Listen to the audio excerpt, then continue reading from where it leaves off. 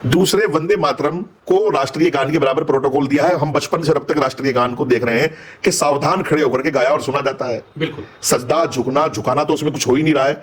तो ये छाती किस बात के लिए पीट रहे हैं सब? क्या हम झुकेंगे नहीं, हम सजदा नहीं? कहां सजदे की बताइए, मुझे बताइए कहां सजदे की? बस मुझे आप ये सेटिस्फाई मुझे कर दीजिएगा कि साहब यहां सजदे की बात हुई है, यहां झुकना पड़ेगा, यहां फलाने देवी देवताओं के सामने आपको झुकना पड़ेगा। और वंदे मातरम में ये बताइए मुझे कहां लिखा है? तो जब ये सब इतिहास में और आप स्कूलों में पढ़ के आए हैं तो ये कौन सी बदकिस्मती किस्मत फूटी वाली बातें करते हो भाई?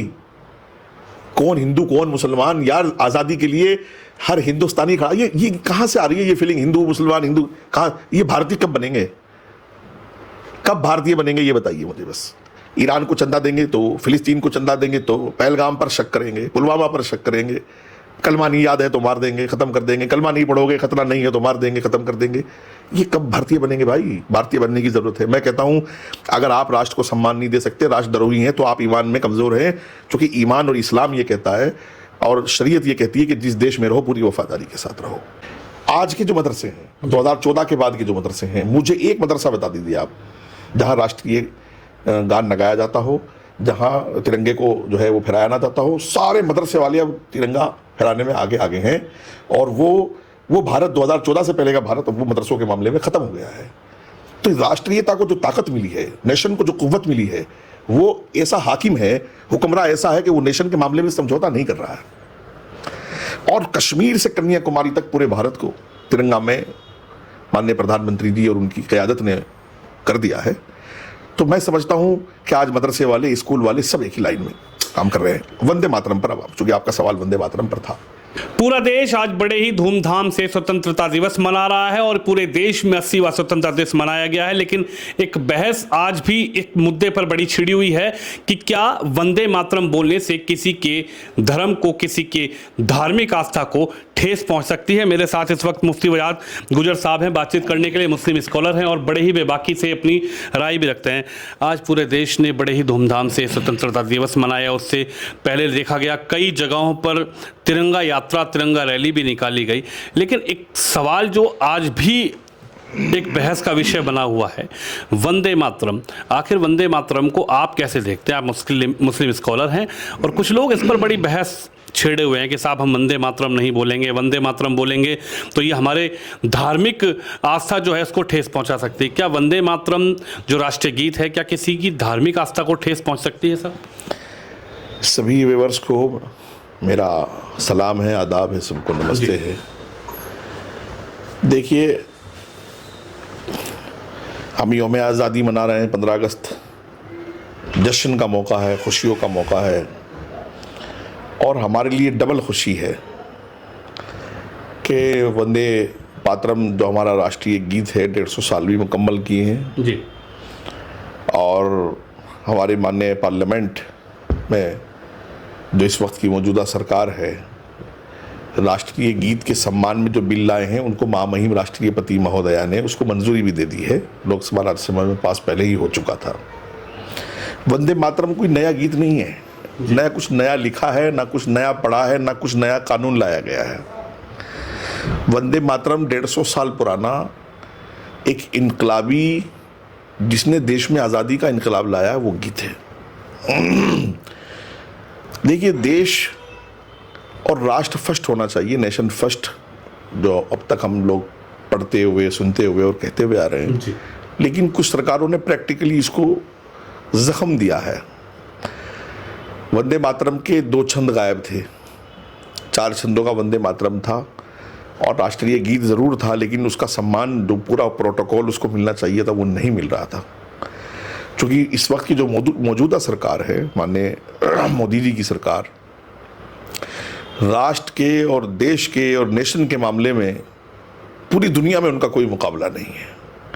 देखिएगा, कुछ शख्सियतें ऐसी होती हैं जो उनका नाम ही इनकलाब होता है, उनका प्रैक्टिकली काम करना ही इमोशंस और पूरे देश के जज्बात होते हैं। मैं आपको एक बात बताऊं, आपकी उम्र भी तकरीबन कोई 35-40 के आसपास होगी जी। 2014 से पहले का भारत भी आपने देखा होगा जी।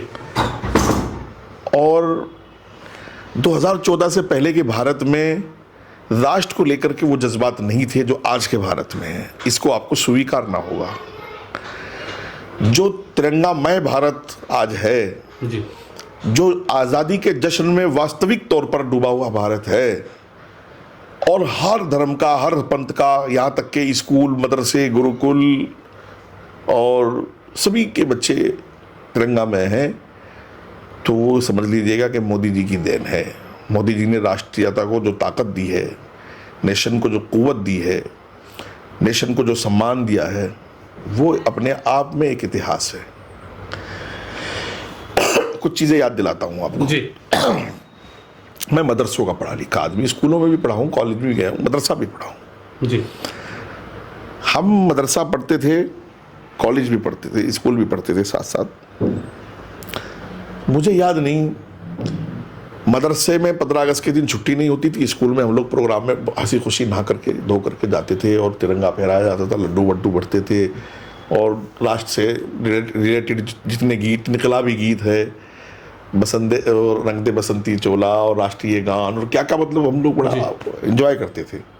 मदरसों में ये प्रोग्राम नहीं होता था। आज के जो मदरसे हैं, 2014 के बाद के जो मदरसे हैं, मुझे एक मदरसा बता दीजिए आप जहाँ राष्ट्रीय गान लगाया जाता हो, जहाँ तिरंगे को जो है वो फहराया ना जाता हो। सारे मदरसे वाले अब तिरंगा फहराने में आगे आगे हैं, और वो भारत 2014 से पहले का भारत अब वो मदरसों के मामले में ख़त्म हो गया है।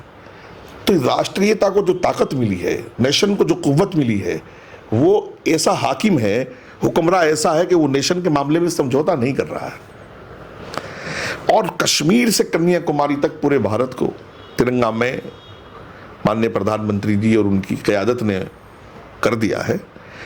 तो मैं समझता हूँ कि आज मदरसे वाले, स्कूल वाले सब एक ही लाइन में काम कर रहे हैं। वंदे मातरम पर, अब चूंकि आपका सवाल वंदे मातरम पर था, बस मेरा सवाल यही है कि आखिरकार 14 के बाद से बदल क्या गया? आज इस बात पर इतनी बहस क्यों है?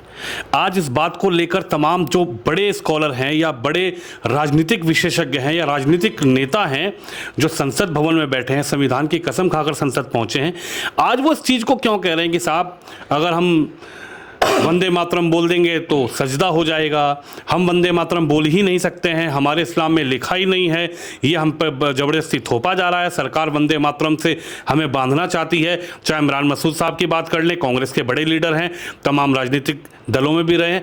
आखिरकार ये बहस का विषय क्यों छिड़ गया 2014 के बाद से कि साहब वंदे मातरम बोल देंगे तो हमारी धार्मिक आस्था को ठेस लगेगी, हम सजदा करेंगे और ये हमारे हुकूक में है ही नहीं।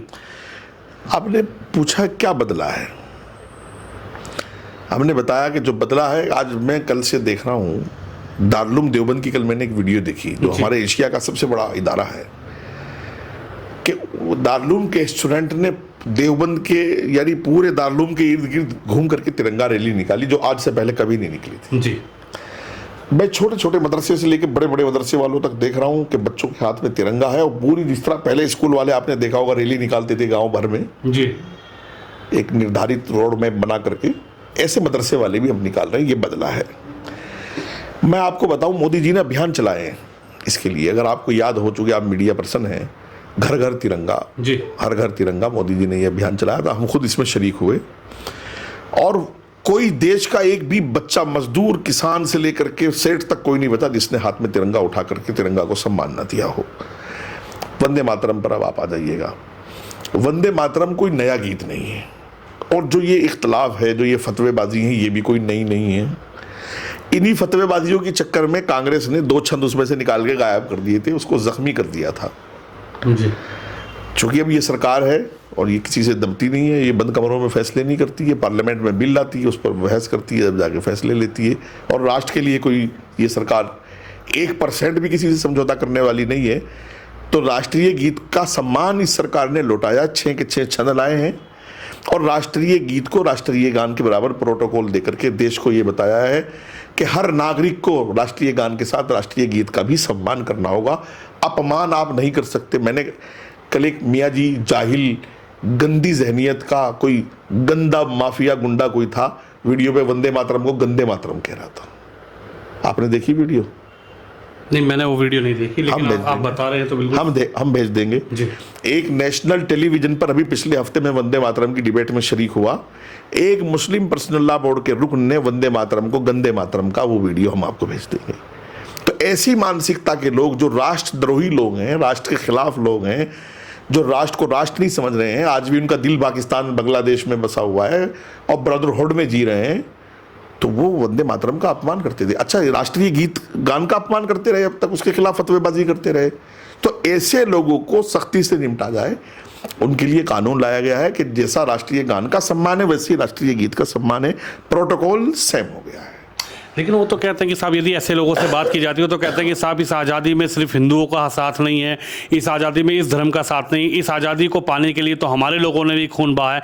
लेकिन जब इस तरीके की भाषा का इस्तेमाल करते हैं तो ये जहनियत क्या पेश करती है? किसने मना किया आपकी कुर्बानी का?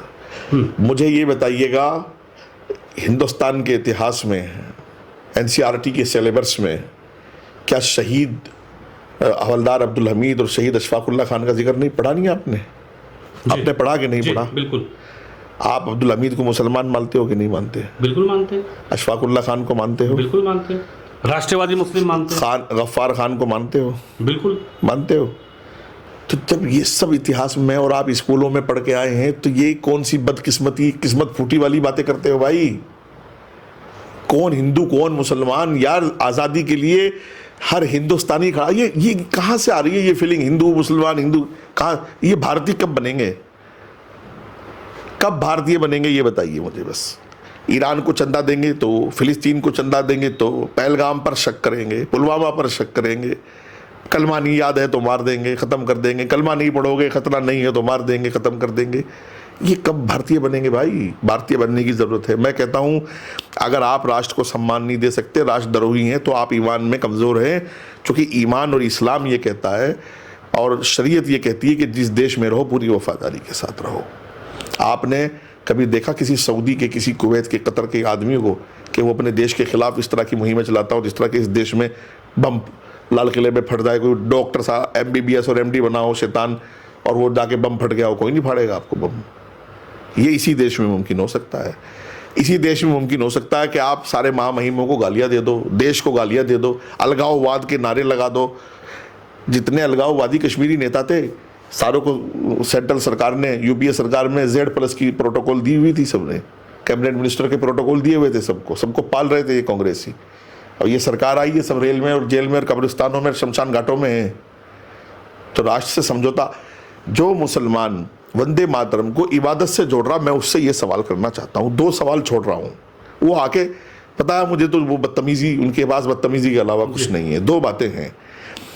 एक तो ये जितने मज़ारों पे मुसलमान सजदे कर रहा है, इसको आप क्या कहोगे? दूसरे, वंदे मातरम को राष्ट्रीय गान के बराबर प्रोटोकॉल दिया है। हम बचपन से अब तक राष्ट्रीय गान को देख रहे हैं कि सावधान खड़े होकर के गाया और सुना जाता है। बिल्कुल। सजदा, झुकाना तो उसमें कुछ हो ही नहीं रहा है।